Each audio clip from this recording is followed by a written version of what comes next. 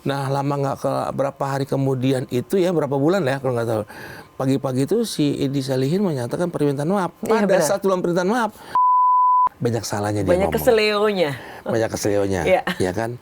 Terakhir yang nggak mau bicara, akhirnya bicara kemarin. Oke Pak. Ya, dengan bicara minta maaf, tetap ada warning, ya kan. Jadi kita tertawa. Ini ada yang nyuruh nih kayaknya nih. Profesor Sarlito sebelum meninggal, ya, dia minta maaf, sampaikan maaf saya kepada Jessica. Oke. Ya, melalui namanya Denny. Denny itu menyampaikan ke Jessica, Jess ada salam dari itu, dia bisa masuk. Pak Sarlito minta maaf. Ya maaf, saya maafin. Terus mau ngapain lagi? Saya sudah dihukum kok.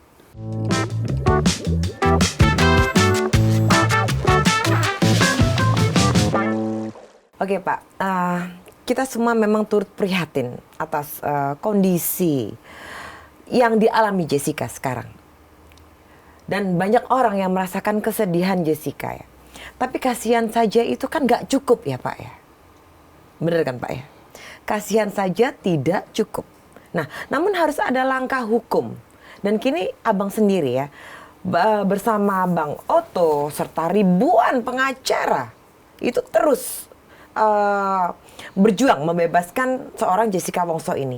Nah, dengar-dengar juga nih, konon katanya itu sudah mempunyai tim besar dan ini sudah punya novum. Ya, benarkah itu Pak ya?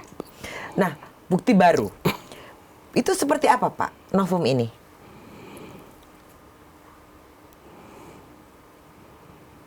Jadi, jadi mana ya kalau Jessica jadi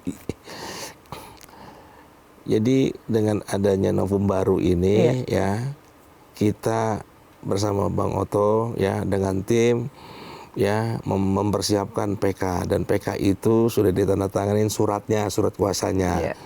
Ya, tetapi di sini ada temuan-temuan yang banyak sekali ya kan. Dengan banyak sekali adanya upaya-upaya hukum kita untuk melakukan melaporkan ya kepada yang berwajib ya, kembali lagi kepada beberapa yang kita akan dilaporkan seperti Edi Salihin ya yang memunyikan barang bukti ya, terus lagi juga Prof Edi ya yang menyatakan bahwa memberikan pernyataan 3 hari sebelum Jessica memotret, dan juga menyatakan Jessica itu adalah pelaku ya, sementara Prof Edi itu adalah seorang ahli ya yang mana kalau kita lihat ya, Prof Edi ini fungsinya banyak saya lihat, apakah dia ahli, apakah dia jaksa, apakah dia hakim, begitu kan. Nah jadi banyaklah yang disampaikan Prof Edi menjadi mahasiswa hukum yang sedang berkuliah, menyatakan pernyataannya Prof Edi selaku profesor jadi sesat. Ya kan? Nah, jadi artinya tentang otopsi juga mengatakan bahwa sebab kematian itu harus dilakukan otopsi. Nah, otopsi itu adalah dibedah dari rongga kepala, dada, perut ya kan gitu. Bisa ketahuan sebab kematiannya apa. Benar. Begitu loh. Nah, dari situ ada beberapa bukti-bukti yang kita temukan ya. Dan itu pun sudah pernah dibicarakan, pernah disampaikan dalam persidangan ya.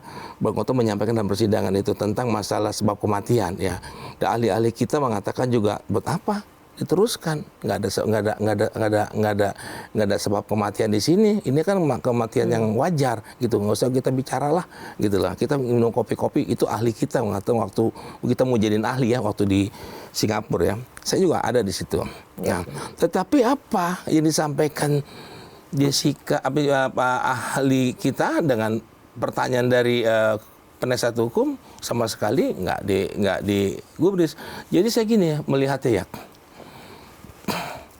Artinya saya lihat Jessica gini, ini Jessica harus dibantu, ditolong. Benar. Dengan ditolong ini kita sebagai penasihat hukum ya kan membantu untuk Jessica bagaimana melihat dalam persidangan ini bukti-buktinya begitu. Nah, Jessica tuh sendiri loh di situ. Ya Jessica dikuasain loh. Dalam proses pemeriksaan dikuasain sama polisi. Memang itu haknya dia polisi karena dia tersangka gitu loh. kami nggak bisa melakukan intervensi atau menanyakan seperti apa. Yang mengatakan persahabatan kita adalah penyidik-penyidik, masih kita bisa komunikasi. Tapi dengan yang di atas dia kan seperti Krim ya, direktur Krim Wadir, Kasubdit, kita nggak bisa bersahabatan, itu mau ngomong begini nggak bisa. Oke. Udah ini. Iya, benar, kita Pak. bilang, Pak, saya bilang begini.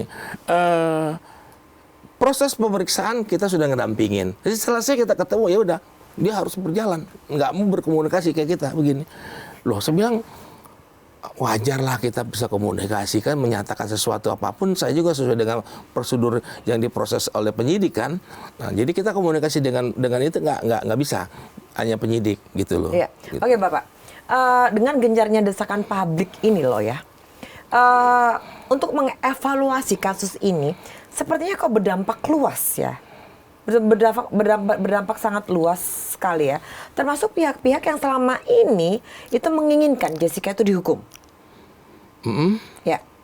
Salah satunya adalah Bapak Edi Darmawan tadi. Ya. Ayah almarhum Mirna. Belum lama ini kan akhirnya mendengar juga meminta maaf kepada Bang Otto. Nah, itu sepertinya masih ada yang mengganjal kan Pak ya, bukan atas ya, di balik permintaan maaf Bapak Edi Salihin ini, mungkin nggak sih Ayah Mirna ini mendapat tekanan entah dari pihak luar atau whatever apa itu Pak? Jadi kalau saya lihat begini, begitu Netflix ditayangkan, begitu netizen, warganet melihat, ya kan, wah itu kok ini luar biasa ya, saya bilang begitu. Dampaknya dari 2016 begitu. Ditayangkan lagi, mencuat lagi itu. Saya bilang ini jalan Tuhan, saya bilang. Oke. Ya, saya bilang jalan Tuhan, begitu. Sampai pada saat kita podcast Bang Otto di TV One Cornelius, Bang Otto menyampaikan semua apa yang waktu dalam persidangan, ya kan, dari A sampai Z sudah sampaikan begitu. Dikonter dengan Edi Salihin. Nah, Edi Salihin mengatakan dia punya alat bukti lah segala macam begini-gini, ya kan. Nah, dengan adanya Edi Salihin ini, saya lihat Pak Edi ini udah mulai bicara nih, punya bukti apa, dia mau nyebut nama orang lagi kan, menyebut pejabat begitu kan. Nah, dari situ saya pikir gini, udahlah kalau gitu proses kita mempersiapkan PK kita jalan terus. Disitulah kita menemukan satu pernyataan Edi Salihin mengatakan bahwa ada bukti yang belum diserahkan sama dia. Ya kan, yang ada tangannya Jessica seperti ini. Dan berarti kan dia kenapa dia ini simpan? Kenapa nggak diserahkan waktu persidangan itu? Pada waktu 2016. Harusnya kan penyerahan barang bukti dan tersangka itu dia sudah lengkapin. Dia berarti dia menyimpan barang bukti itu seperti apa? Iya. Dan itu kan baru dari depan, yang dari belakang gimana? Nah, itu yang kita bilang itu menyembunyikan barang bukti. Itulah proses hukum yang akan kita lakukan. Nah, dari situlah. Nah, disitulah warganet rame-rame, netizen, segala macam gitu ya kan. Ya? Nah, lama nggak berapa hari kemudian itu ya, berapa bulan ya kalau nggak tahu. Pagi-pagi itu si Edi Salihin menyatakan permintaan maaf. Pada saat dalam permintaan maaf, dia ngebully ketua tim saya, Bang Otto. Seperti apa, Pak? Ya, dia bilang gitu, alah Bang Otto itu meras, kata dia bilang begitu. Bang Otto itu udah dapat bayaran, ya kan, dan Bang Otto itu perintahkan supaya ibunya penjual rumah, begitu loh. Nah, saya kaget. Loh, kenapa bisa begini Pak Edi, saya bilang. Saya kaget, akhirnya saya ke rumah. Bu, ibu jual rumah? Apa rumah gimana? Rumah saya di sini kok. Dia bilang begitu kan. Nah, akhirnya saya bilang, Bang, ibu masih ada rumah, nggak ngejual rumah. Kok abang difitnah? Saya bilang begitu. Nah, disitulah. Tapi Bang Otto tuh orangnya, senyum. Ya kan? Bukannya itu Bang Otto ya. Oke, terus Pak. Bang Otto mengatakan udah biarin apa yang disampaikan dia, kalau untuk dirinya puas biarin aja lah, gitu loh. Bang, nggak kita tuntut Bang, itu kita tuh nggak usah lah, kasihan dia kan anaknya meninggal. Iya benar. Begitu loh ya, arti di situ ya. Bang Bostam, dulu itu Pak Edi Salihin ini terkesan arogan, ya orangnya. Tapi sekarang tiba-tiba mengajukan permintaan maaf. Nah itu kenapa itu Pak? Ya dia Itu kan pertanyaan yang dia permintaan maaf berarti kan ya. ada menyatakan mungkin dia salah ya, saya rasa karena sudah memfitnah ya, dan juga melihat kita mengadakan satu doa bersama. Itu sekitar 750 orang yang hadir ya, para advokat-advokat yang bergabung. Ya, itu kita lihat, sudah kita periksa yang bergabung itu sekitar 3.800-an ya. Nah, kemarin yang hadir 7.500. Dari hal situ kita mengadakan suatu doa bersama untuk Jessica, untuk dalam kita diberikan kesehatan dan menjalankan mencari keadilan buat Jessica. Nah, berapa hari kemudian adalah tayangan Pak Salihin yang meminta maaf, begitu loh. Ya minta maaf ya seperti apa yang disampaikan. Sah-sah aja kalau buat saya bilang begitu. Tapi tidak, Bang Oto juga tidak menanggapin. Artinya Bang Oto katakan, ya sudah saya maafkan. Tapi tidak teman-teman yang lain. Ya, tidak bisa menghapuskan dalam proses pidananya. Kita akan tetap menjalankan seperti itu karena barang bukti itu, ya kan, yang menunjukkan barang bukti. Itulah yang saya bilang Bang Oto, saya sangat luar biasa lah buat saya, bijak sekali ya mengatakan gitu. Biar kalau dia puas silakanlah gitu kan. Apa yang dia inginkan silakanlah gitu loh. Tapi saya nggak akan melaporkan tentang memfitnah saya gitu loh. Tapi proses hukum yang akan barang bukti itu terus berjalan. Dikarenakan apa? Bukan Bang Oto yang melaporkan. Benar. Ya, yang melaporkan itu adalah kuasa yang 3.800 itu, ya, yang terdiri sekarang sudah tanda tangan kemarin itu sekitar yang mulai maju itu sekitar 800-an ya. Itu jangan bayangan, kita 50 orang udah banyak. Ya, ini baru berapa 800. Kalau datang ke Barreskrim begitu banyak, ini kayak seperti apa saya bilang, begitu kan? Nah, itu mereka dapat kuasa dari Jessica. Bukannya Bang Oto memberikan kuasa untuk melaporkan atas dia memfitnahnya, iya kan, ngebulinya, ya. Terus Bang Oto bilang atau sebelah orang yang memeras, ya kan, Bang Oto itu udah maafkan. Tetapi yang dilakukan ini adalah barang bukti yang dipunyakan ini, ya kan. Ini tim dari teman-teman lawyer, ya kan, melakukan upaya hukum, ya kan, melaporkan Edi Darmawan Salihin, gitu loh. Bang, tapi mungkin nggak sih Pak Edi Salihin ini secara nurani ya sebenarnya itu mengakui kalau dia itu telah salah, ya telah salah menilai Jessica, tapi beliau tidak berani mengakui atau menyatakan sikap karena ada tekanan terselubung terhadap dirinya kah? Bisa kan dengan ya psikolog kembali lagi ke psikis seorang Edi Salihin ini loh Pak. Karena saya tidak bisa melihat seperti orang ahli gestur atau apa, ya kan. Cuman saya bertanya, dia minta maaf, tapi juga dia ada satu memberikan warning lagi, ya kan. Jadi tim kita tidak ada takutnya, ya kan. Ada yang menyampaikan dia permintaan maaf, ya kan, maaf itu kan diterima, kita terima maafnya. Tapi proses hukum kita tetap berjalan, ya kan. Artinya kalau kita lihat begini, kalau saya maunya gini, Pak ini anaknya meninggal, ya, Jessica dituduh, ya, sampai sekarang 7 tahun. Nah, dalam hal ini udah terlihat, ya kan, saksi fakta tidak ada yang melihat memberikan racun. Dan itu waktu persidangan, ya, Bang Oto nanyakan siapa yang melihat, satu-satu ditanyakan, Devi, apakah kamu melihat Jessica menaruh racun dari itu? Tidak. Satu semua gitu. Semua pramusajinya juga ya Pak? Terus baristanya, ya kan, Marlonnya, ya kan, terus yang lain-lain tanya, tidak lihat, begitu kan. Nah, kan kita melihat dalam persidangan itu memang tidak ada saksi fakta, ya kan, racun yang masuk ke dalam dalam gelas kopi tidak ada. Dalam pemeriksaan, ya kan, racun itu tidak ada racunnya. Dalam tubuh yang nggak diotopsi, diambil sampel itu juga tidak ada racunnya. Ya, hanya sampel ya. Sampel itu nggak ada racunnya. Kalau emang ada racunnya di belah itu berarti ada bisa ketahuan, tapi negatif semua. Dari otak, jantung, darah, urin, ya kan, ginjal. Nah, semua tuh diperiksa nggak ada racunnya. Dan CCTV juga yang lihat rekayasa seperti itu. Nah, kita punya keyakinan dong. Waktu-waktu di Polda kemarin itu kita nggak bisa lihat, sekarang bisa lihat. Ini ada rekayasa. Kalau Rizwan Bila mengatakan ini bukan lagi dugaan, ini adalah rekayasa. Nah, itu kita nemukan banyak bukti.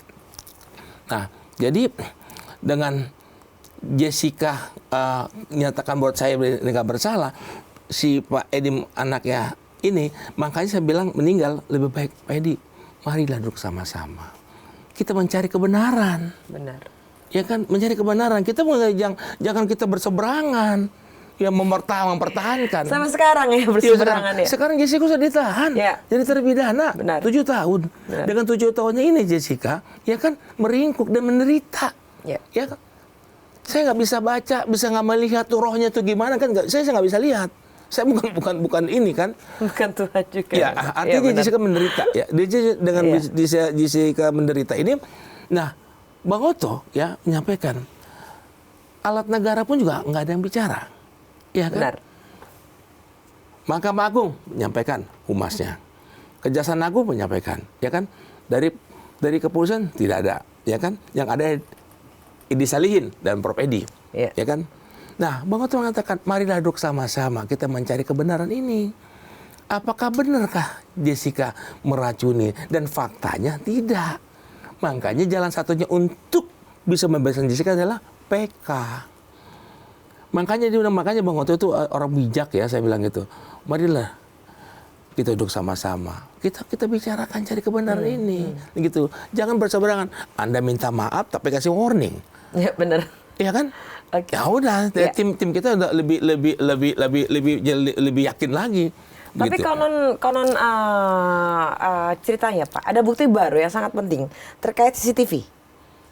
Terkait CCTV yang, nah CCTV itu seperti apa itu Pak? Ya, jadi memang saya bukan ahli ya. Iya. Anda harus bisa dapat penjelasan dari ahli CCTV. Ya, mungkin kapan waktu bisa diundang Rizwan Syarifar dengan M. Nuh. Ya, duduk sama-sama. Ini persidangannya sudah lewat kan? Iya. Sudah lewat kan? Dan sudah dihukum. Ya kan, kita hormat hukuman itu. Nah, tetapi ya kita bisa diskusikan ini benar atau tidak, ya kan? Antara BAP-nya si M. Nuh, Muhammad M. Nuh Al-Azhar dengan Christopher itu berbeda. Ya kan, tapi yang bisa menjelaskan itu ahli, dan saya tidak mau menjelaskan karena saya nggak ahlinya, ya. Karena kalau saya sekarang itu bukan bicara masalah apa ada nopo. Yang saya itu saya memberikan semangat Jessica, ya. Jessica bagaimanapun seminggu sekali saya datang, atau seminggu 2 kali saya datang, ya, untuk melihat Jessica seperti apa, gitu loh. Nah, jadi saya melihat keadaan Jessica sekarang bertanya bagaimana, ya. Saya dilihat, Om Edi minta maaf ya. Iya, dia minta maaf. Terus gimana tuh Om? Ya kalau minta maaf, ya maafnya dikasih dia maaf ya kan. Tapi dia tega ya, gitu loh. Termasuk penyidik-penyidik, ya kan, sampai hati, ya kan. Kok bisa ya Jessica diangkat kasusnya jadi P21? Yang mana buktinya itu tidak kuat, ya kan, perdebatan dalam persidangan seperti apa, dan Jessica juga dipojokkan seperti apa. Nah, bagaimanapun kita harus membela dia, nolong dia, karena dia nggak bersalah. Kalau kita nggak bantu dia, orang nggak bersalah, kita dosa loh. Iya, benar. Gitu loh. Itulah itu. Iya, oke Pak. Bapak, dalam pernyataannya Pak Edi Darmawan ini sering menyebut nama seorang pejabat di institusi kepolisian. Nah, sebagai orang yang malang melintang di dunia hukum ini Pak ya, apa sih Pak yang Bapak lihat dari pernyataan Edi Salihin seperti itu? Jadi kalau saya lihat Edi Salihin ini, kenapa dia bicara ya? Kan ada humasnya dari Mabes Polri ya, atau dari Polda. Kenapa dia bicara terlalu panjang dalam penjelasan itu? Saya nggak ngerti kenapa, atau mungkin dia panik atau tidak, ya kan, nggak tahu ya. Itu terserah lah Pak Edi menyatakan begitu. Kalau melihat saya, ya kan, banyak keseleonya, banyak salahnya dia ngomong. Banyak keseleonya, ya kan. Terakhir dia nggak mau bicara, akhirnya bicara kemarin. Oke, Pak. Ya, dengan bicara minta maaf, tetapi ada warning. Ya kan, jadi kita tertawa. Ini ada yang nyuruh nih kayaknya nih. Karena dibaca. Benar. Jadi skip begitu. Nah, artinya saya bilang, waduh, saya bilang nih, ini kestereo lagi, saya bilang begitu. Nah, kita jadi tambah yakin, ya kan, tambah yakin. Makanya dengan nanti ketemunya dengan PK ini, ya, dengan novum ini, ya, kita akan bisa membuktikan, begitu loh. Dan saya yakin Jessica tuh akan bebas murni.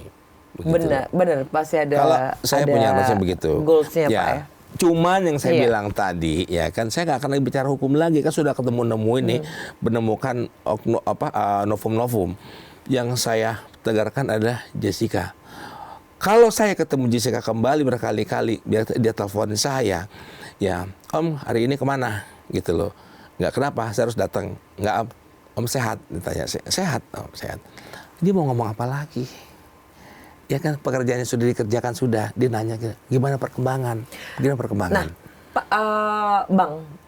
Pak, ini yang bikin membingungkan ya, membingungkan publik, otomatis itu ya. Sangat bingung, kenapa para pihak institusi ini terkait tidak ada yang tampil untuk bicara. Nah, kok malah Pak Edi yang bicara? Seolah-olah dia itu corong.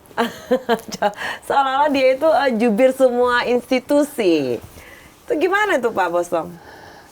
Wah, nggak tahu saya. Kenapa dia nggak mau ngomong, saya nggak tahu. Begitu Pak ya? Iya. Padahal saya udah menggali dalam ini. Iya, artinya saya kenapa Pak Edi yang ngomong, jadi dibantu waktu itu dengan Prof. Edi menjelaskan dari A sampai Z, mengatakan Jessica salah lah, apalagi si Deddy Kobusier mengatakan psikopat lah, benar. Ya kan, bahwa Jessica adalah pembunuhnya, ya kan, dia nikmatilah dengan hukumannya gitu kan. Sekarang Prof. Edi karena masalah hukum, karena tinggal sendiri, Prof. Edi nggak ada, sekarang tinggal Edi Salihin yang bicara. Itu pun juga baru kemarin ngomong lagi. Nah, jadi kenapa tadi pertanyaan tadi, kenapa dari pihak yang alat negara ngomong? Itu saya nggak tahu. Kenapa nggak mau ngomong? Makanya saya bilang tadi, marilah duduk sama-sama mencari kebenaran. Ya kan, kasihan loh Jessica yang nggak bersalah, menikmati di situ, menderita loh dia loh situ loh. Dia menderita sekali loh. Gimana ya hatinya Jessica tuh ngejerit, ya. Pada saat dibilang psikopat dia nangis, ya pada saat dibilang berapa hari lagi kita nih mengadakan satu kegiatan talk show, ya, terus lagi, Om kapan saya bisa pulang? Kan pulang tuh nggak gampang ngebalikinnya, kita harus pakai proses, ya kan? Saya udah kangen di rumah loh, Om. Saya kangen sama ponakan. Begitu. Tapi Bapak mau bilang, kalau Profesor Edi itu bagian dari karma dalam kasus Jessica, ya, diyakini banyak orang itu nggak bersalah. Jadi ada satu pernyataan, Profesor Sarlito sebelum meninggal, ya, dia minta maaf, sampaikan maaf saya kepada Jessica. Ya, melalui namanya Denny. Denny itu menyampaikan ke Jessica, Jess ada salam dari itu, dia bisa masuk. Pak Sarlito minta maaf. Ya maaf, saya maafin. Terus mau ngapain lagi? Saya sudah dihukum kok. Kata Jessica seperti itu, ya, Pak. Meninggal akhirnya kan, Sarlito. Nah, akhirnya nggak lama kemudian keluar namanya Lita Gading. Nah, Lita Gading itu tim. Lita Gading itu tim dari Pak Sarlito. Jadi kalau ahli itu diminta keterangannya, ada pertanyaan dari penyidik. Nah, Lita Gading adalah tim yang menjawab pertanyaan-pertanyaan itu. Tetapi pertanyaannya itu, jawaban-jawaban itu yang dibuat oleh Lita Gading, itu tidak disetujui sama Profesor Sarlito. Mungkin nggak sepakat kali ya sama yang lain, saya nggak tahu. Di situ soal Sarlito, Pak Sarlito ini Pak ya, yang minta maaf ke Jessica sebelum meninggal. Itu seperti apa Pak Bosom? Ya, kalau menurut saya kenapa dia minta maaf ke Jessica, dia udah manjas Jessica gitu. Ada satu perbuatan yang mengatakan dia nyesal. Kalau menurut saya. Bisa diceritakan ke Kalau publik, saya nggak bisa masyarakat? menceritakan, saya bisa menyampaikan kenapa dia minta maaf. Iya. Saya cuma bisa menyampaikan bahwa dia minta maaf, merasakan dia ada yang dia perbuatan dia yang salah. Apa itu? Ya Jessica nggak bersalah kok. Bukan dengan Lita Gading. BAP-nya Lita Gading itu yang dibuat oleh Lita Gading ke Pak Sarlito itu nggak seperti apa yang diinikan. Jadi dirubah atau gimana saya nggak tahu. Saya juga masih bingung ini, hubungannya dengan Lita Gading itu apa? Lita Gading itu tim. Iya, oke. Timnya Pak Sarlito. Oke. Ya kan dia sebagai timnya Sarlito. Sampai dia di-cut dia punya S2-nya. Karena nggak sesuai dengan apa yang diinginkan. Jadi kayaknya ini ada pesanan. Iya. Kayak ada pesanan. Artinya si Lita Gading membuat satu jawaban dari pertanyaan itu disampaikan. Ternyata Lita Gading mengatakan nggak bisa, Jessica nggak salah atau gimana, saya nggak tahu ceritanya. Mungkin kita akan gali ke Lita Gadingnya. Pokoknya Lita Gading ini. Dan itu akan keluar lagi nanti, banyak akan keluar. Makanya saya bilang tadi timbul karma. Siapa yang akan melakukan kejahatan atau kalau orang melakukan perbuatan baik akan dibalas dengan kebaikan. Benar. Tapi kalau dia yang melakukan kejahatan, ya kan orang yang nggak bersalah ataupun kita satu saat kita pernah jorokkin orang, satu saat kita akan kena. Itu karma akan timbul. Satu persatu. Maka saya bilang tadi, ini teman-teman jaksa, hakim, penyidik, nggak pakai hati ya, saya bilang begitu loh. Ya, dia nggak bersalah loh. Tapi dipaksakan dengan apa ya, proses-proses yang dibuat itu, ya, merekayasa atau gimana, sampai Jessica dinyatakan P21 di sidang dituntut juga diputus 20 tahun. Yang harusnya hukuman mati atau hukuman seumur hidup, kenapa 20 tahun? Iya, benar. Iya kan? Kalau memang alat buktinya terbukti dengan cukup 2 alat bukti, hukum mati. Jadi pertanyaan dari penyidik disampaikan ke Pak Sarlito, itu harus dijawab BAP-nya. Dibuatlah BAP-nya itu jawabannya. Dan sebelum dibuat itu ada diskusi. Diskusi itu nggak cocok, nggak sesuai dengan apa yang diinginkan. Benar. Ya kan. Nah, saya kan tidak tahu jelas seperti apa. Yang bisa menjelaskan itu adalah Lita Gading sendiri. Karena dia mengatakan itu nggak benar semua jawabannya Pak. Kan saya yang nyusun. Kenapa susunan saya berubah? Sampai dia meninggal dia minta maaf. Ya. Kan berarti nanti bahwa Jessica itu nggak bersalah dong. Iya, benar. Nah itu pikiran. Saya nggak bisa lihat. Logikanya seperti itu. Ya, benar. Ya kan dia minta maaf gitu Pak. Kalau dia bilang emang dia bersalah, nggak usah minta maaf ke Jessica lah, udah. Ya kan nggak ada hubungannya kan. Dia mungkin ada rasa kan semuanya akan dikejar dosa. Ada kata-kata mengatakan tolong sampaikan Dani, tolong sampaikan saya dari Pak Profesor Sarlito, maafkan saya kepada Jessica. Jessica katakan minta maaf, ibu ngapa dia dimaafkan juga Jessica tetap di dalam kok. Benar. Ya kan nggak bisa keluar juga kok. Ya kan hanya bisa mengeluarkan itu PK. Jika itu PK-nya diterima dan dikabulkan dari Nopom itu. Tapi tadi Bang Bosom bilang ya, Pak Bosom bilang tidak sesuai dengan keinginan. Itu keinginan siapa, Pak? Keinginannya Sarlito. Oke. Prof. Sarlito. Sarlito kenapa ingin seperti itu? Ada pesanan juga kan? Iya. Ngerti ya? Benar. Saya nggak usah di perjelasan itu. Iya. Pasal itu dia nggak cocok nih. Dimarahin dia gitu. Harusnya begini. Iya. Gitu kan. Berarti pasal itu kan ada pesanan kan? Benar. Ya kan? Tapi kita nggak bisa buktikan. Tapi kenapa? Jessica udah masuk kok. Apa hubungannya dia minta maaf Jessica? Saudara bukan? Anak bukan? Kira-kira gitu. Iya, benar. Nah, dia minta maaf. Ya. Nah, maka saya bilang, Lita Gading lagi keluar. Nggak lama lagi. Timbul. Makanya satu saat, dan sudah terjadi, karma itu akan datang satu-satu. Ya. Oke, Pak. Ini sekarang dengan karma ya. Jalan karma itu konon ya akan berlaku pada jaksa penuntut umum. Ya.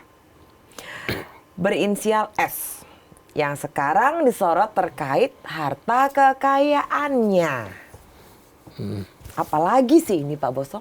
Waduh, saya kalau harta kekayaan itu urusannya dia lah ya. Oke. Ya kan saya nggak ada hubungan dengan dia punya mau punya apa dia sebagai penyelenggara negara ya. Iya. Artinya dia sebagai Jaksa. jaksa ya kan, dia mau punya apapun itu sah-sah aja buat saya. Biasa nggak tahu dapat dari mana, kita nggak tahu, saya nggak pernah mau urusin saya begituan.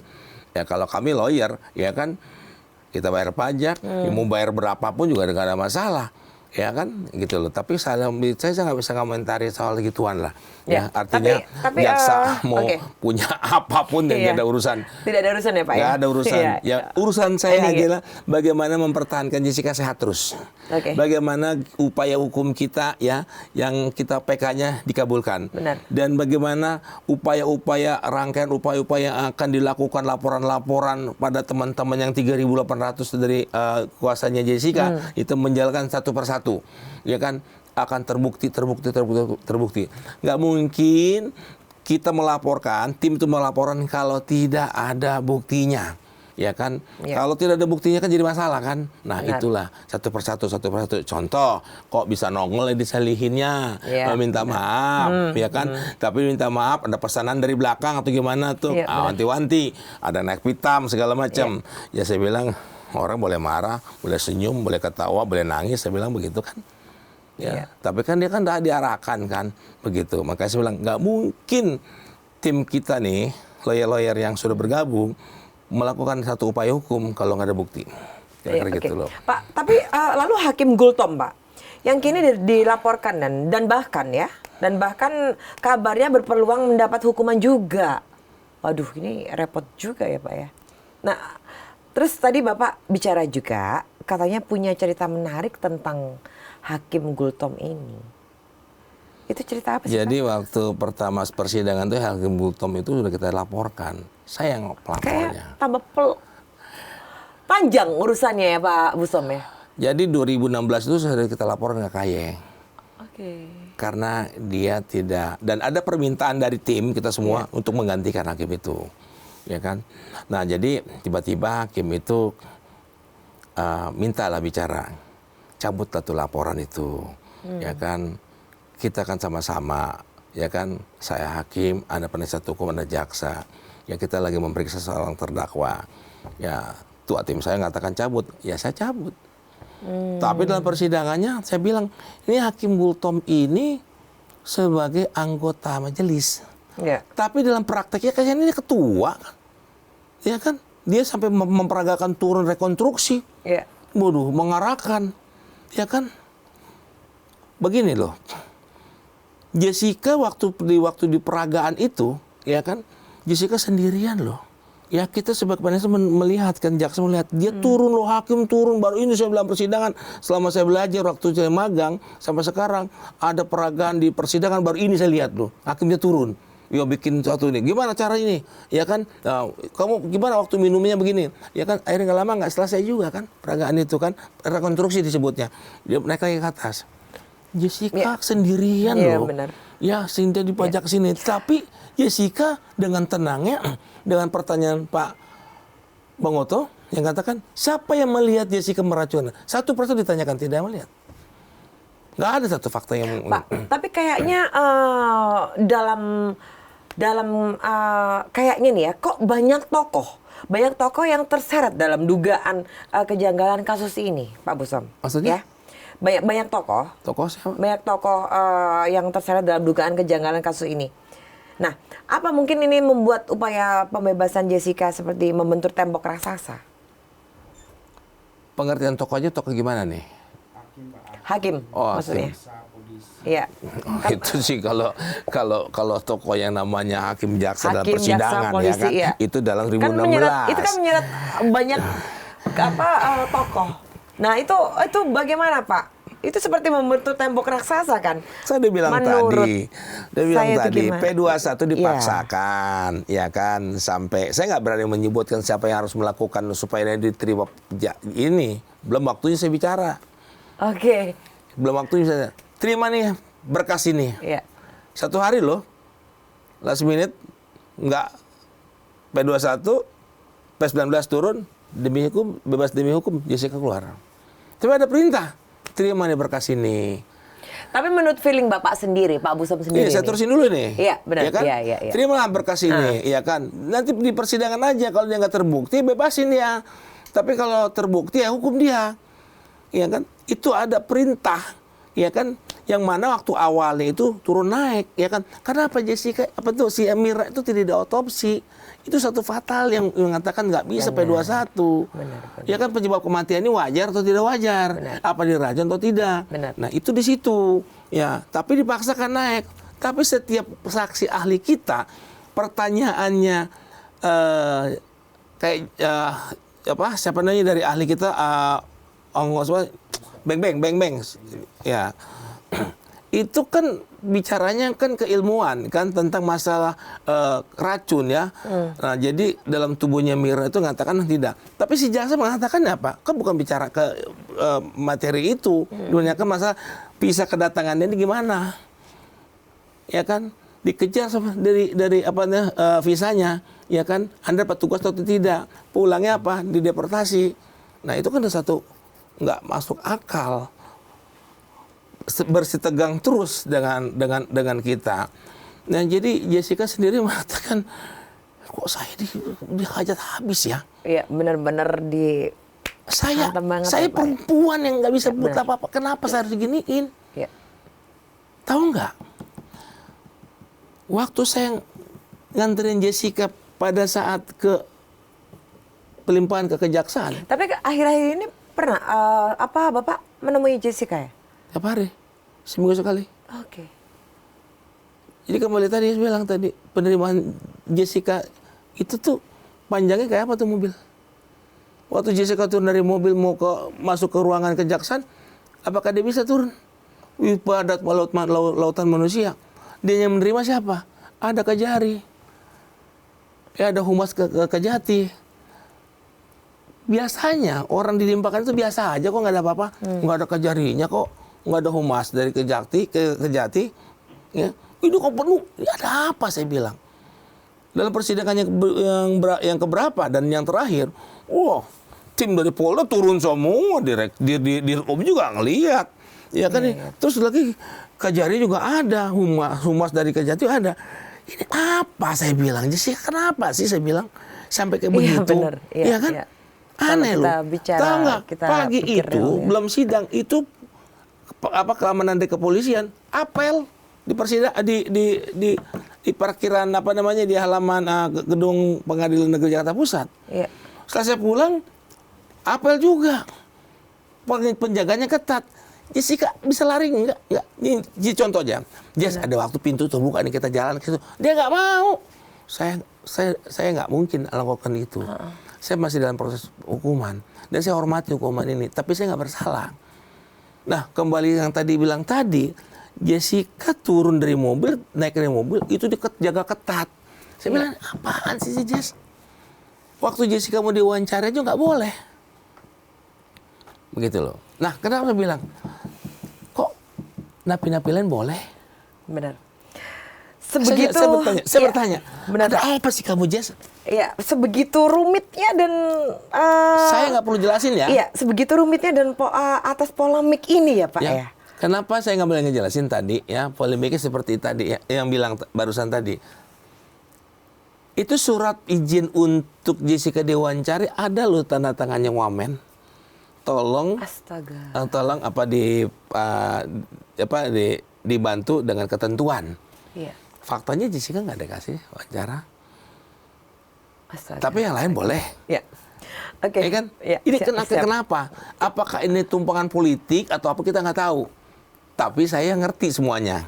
Tapi Anda bisa mengerti sendiri nantinya. Beri pesan sedikit untuk masyarakat, Pak. Baik, terima kasih kepada seluruh warga negara Indonesia dan juga yang di luar negeri, warganet, ya, ini kedaulatan yang paling tinggi, ya kan, kawal teruslah Jessica, ya, kasusnya, jangan capek seperti saya, ya, saya tidak pernah capek dan tidak pernah meninggalkan Jessica, dan doa dari kami kepada seluruh warga Indonesia diberikan kesehatan, ya, dan terima kasih juga telah membantu ya kan mengawal ini ya, bagaimanapun juga Jessica ini ya memerlukan satu dorongan ya kesehatan yang kita minta ya kan, dan juga dia tetap semangat ya. Jadi artinya Jessica ini memang tidak bersalah, dan kami sekali lagi mengucapkan terima kasih kepada seluruh warga dan juga kepada ketua tim saya Bung Oto yang sama-sama juga berjuang ya dengan tim ya yang tidak pernah capek ya kan untuk Jessica untuk mencari keadilan. Dan juga terima kasih juga kepada seluruh advokat yang bergabung ya kepada untuk membantu Jessica, artinya untuk melakukan upaya-upaya hukum yang sudah direncanakan akan melapor itu ya kan. Saya ucapkan banyak terima kasih, dan itu 3.800 masih bertambah gitu loh. Jadi artinya sekali lagi terima kasih banyak lah buat seluruh warganet dan pengacara-pengacara yang bergabung. Dan kami juga mendoakan kepada Pak Edi Salihin diberikan kesehatan. Marilah bergabung kepada kami untuk mencari kebenaran. Juga kita memberikan kesehatan, memberikan ucapan kepada teman-teman jaksa, teman-teman penyidik ya kan. Semoga diberikan kesehatan ya, dan mempunyai hatilah seperti yang apa yang disampaikan tadi. Oke, Cumi Lovers. Demikian obrolan saya dengan Pak Bustam, kuasa hukum Jessica Wongso. Semoga cerita Pak Bustam memberi informasi penting bagi kita semuanya. Ingat, kebenaran tidak punya senjata, tapi senjata kebenaran adalah kebenaran itu sendiri. Saya Fisa Putri, saya pamit undur diri, dan jangan lupa saksikan Cumi Visit pada pukul 18.00 di cumi-cumi.com. Dan jangan lupa like, comment, and subscribe. Wassalamualaikum warahmatullahi wabarakatuh. Waalaikumsalam warahmatullahi wabarakatuh.